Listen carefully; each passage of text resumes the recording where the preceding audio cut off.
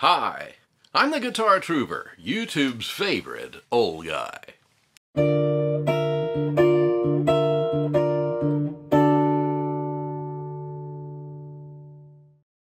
Summer of 1967, the summer of love. It was the height of the hippie and drug culture movement and the beginning of the psychedelic rock era.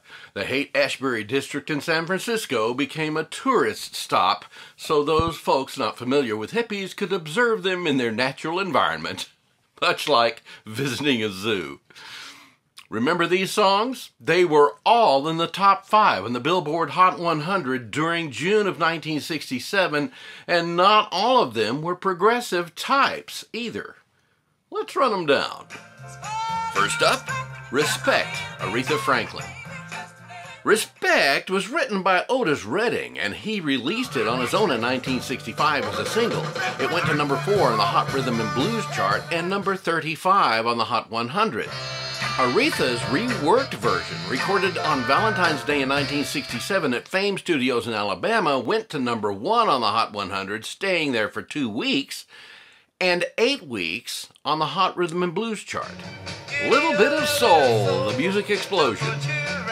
Little Bit of Soul was originally recorded in 1964 by the Coventry band The Little Darlings and released in '65 on the Fontana Records label in the UK.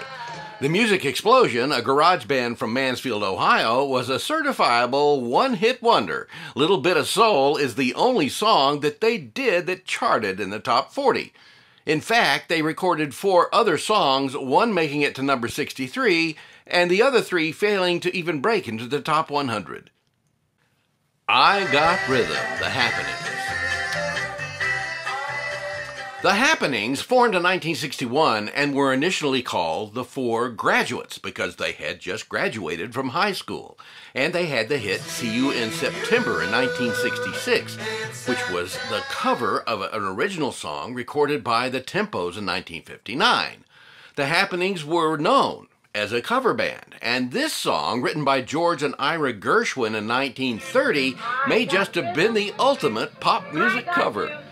I know what you're gonna say. Was this really in the top 5? Yep, it reached number 3 on the week of May 27th on the Hot 100 and was still there in June. It spent 13 weeks on the chart.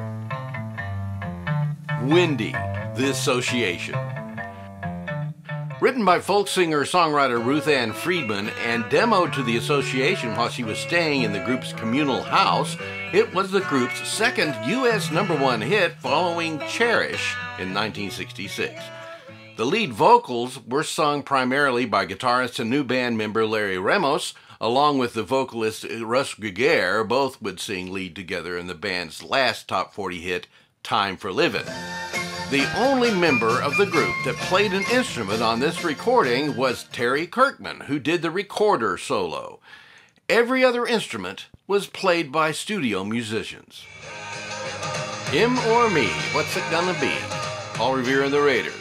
Due to time constraints from compressed appearance schedules for the band, co-writer Terry Melcher decided to use studio musicians, specifically Hal Blaine, Ry Cooder, Jerry Cole, and Glenn Campbell, to do the backing track. It was released in April of 1967 and peaked at number 3 on the Billboard Hot 100 on the week of June 10th. Creek Alley, The Mamas and the Papas.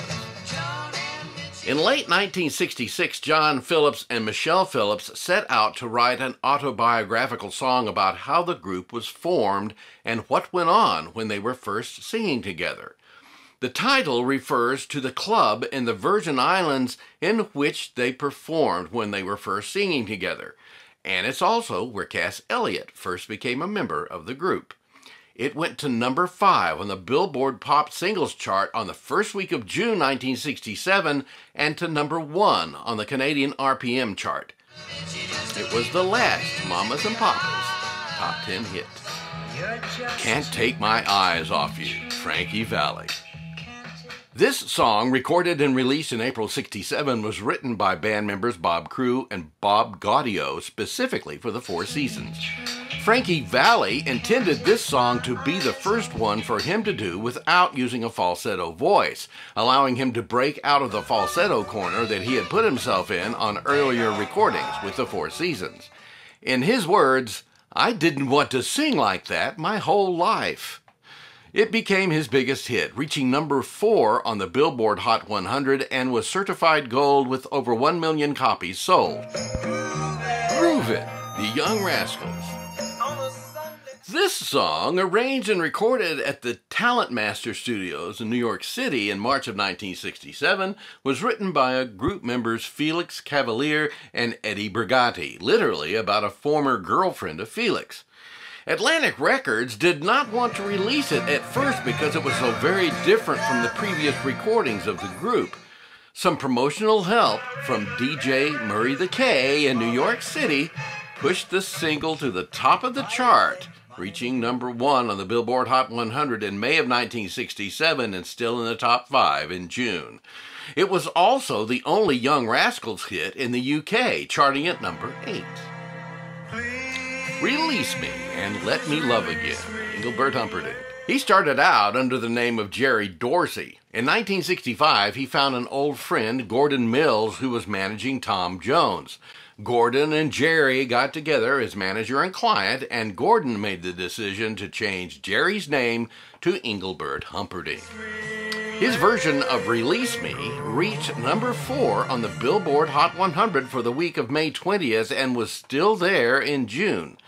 In the UK, helped by a stand-in appearance for singer Dickie Valentine on the very popular TV show Sunday Night at the London Palladium, Engelbert's performance of Release Me helped the single reach number 1 on the UK chart on the 2nd of March. His version of Release Me was also the highest-selling 1967 single in the UK, recording over 1 million in sales.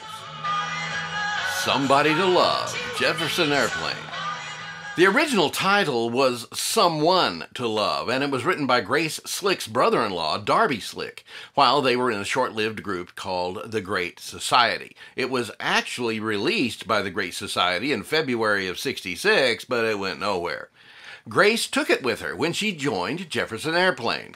Recorded by the Airplane on November 3rd, '66 at RCA Studios in Hollywood, California, and released in February of '67, the song steadily rose on the chart until it peaked on the Hot 100 at number 5 for the week of June 17th, 1967. She'd Rather Be With Me, the Turtles. This was a follow-up to the song Happy Together and was written by the same two guys, Alan Gordon and Gary Bonner. In spite of the song's later popularity, the band was not enthralled with recording it because of it being so different from Happy Together, sounding, in their opinion, somewhat like something from the 1920s. It actually proved to be more popular in the UK than Happy Together. San Francisco, be sure to wear flowers in your hair. Scott McKenzie. This song, recorded in 1966 but released in May of '67, was written by John Phillips of the Mamas and the Papas and produced by their producer, Lou Adler. It was used as an advertising medium for the Monterey International Pop Music Festival that was staged in June of '67. The background musicians were all studio guys from the Wrecking Crew, plus John Phillips on guitar. The song peaked at number 4 on the Billboard Hot 100, and it went to number 1 in the UK, Ireland, and New Zealand. It is pretty well universally recognized as the defining anthem of the summer of love, along with the Beatles' All You Need Is Love. Hey, thanks for watching. I hope you enjoyed the video. If you did, please click that like thumbs up icon and leave a comment for me. Let me know what you think. You can also use comments to suggest video subject matter regarding pop music and pop music culture from the 1950s to the 1970s. A great thing you can also do to support the channel is just sharing the video with your friends. Click on the arrow icon and pick the destination person. Help us expand the audience. Speaking of supporting the channel, this would be a great time to subscribe. If you're not a subscriber, it's easy and it's free. Just click on the subscribe button and be sure to select the top notification bell on the drop-down menu so that you will be notified whenever I post new content for the public. If you would like the opportunity to see the content a few days earlier when it is viewable only to channel members, you can upgrade and become a channel member. It's not free to upgrade, but it's as cheap as YouTube would let me make it. Thanks again for watching.